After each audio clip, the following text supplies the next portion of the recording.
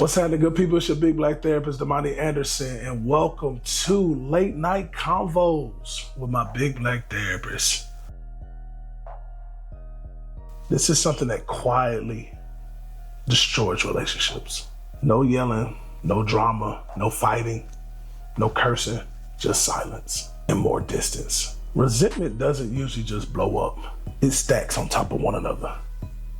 It builds in all of those needs and the things that you wanted to say that you just swallow. It grows in the hurt that your partner calls you that you just minimize and just shrug it off and say, it's okay. It ain't even that bad. I'm crying. I need to stop crying about these things. And when resentment builds, that closeness, that proximity that we want, that emotional intimacy that we want, that emotional foreplay that we're seeking is fading away.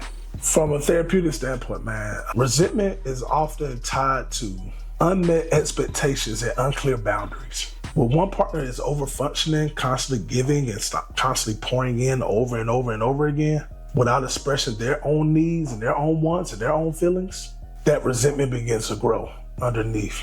It's almost like the root of what the issue is. In session, I often see couples where it's just like, man, we just don't connect anymore.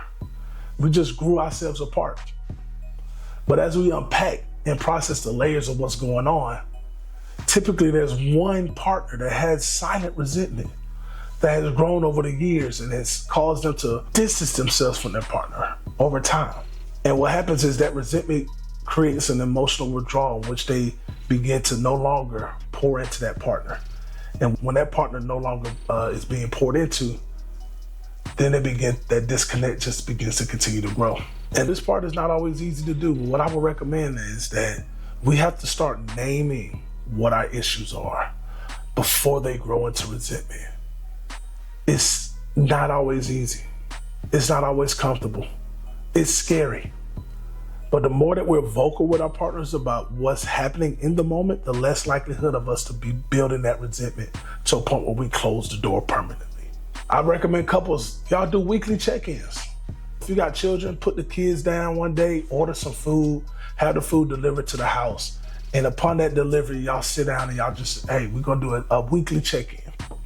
What this does is this prepares both of our minds, because oftentimes part of the reason why we don't bring up things and we're afraid of resentment and afraid of these relationships is because we don't know how our partner will receive us if we sprung this up on them.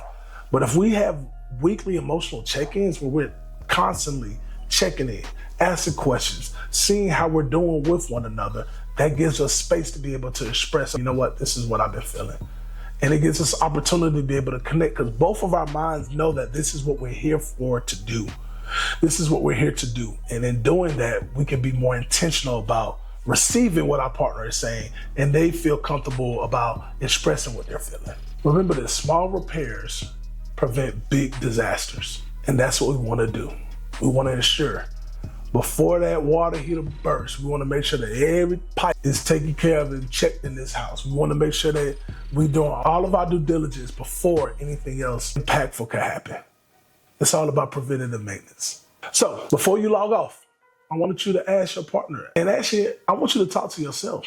Is there something that I've been holding in? And then I want you to ask your partner, is there anything that you've been afraid to tell me?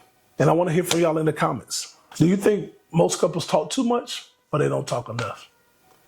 Thank y'all once again for tuning in to Late Night Convos with my big black therapist. I'm really appreciative of the time that you all are spending right now. Comment and subscribe. If y'all got any questions, feel free to tap in. But I'm going to holler at y'all next week, and I appreciate y'all once again. Peace.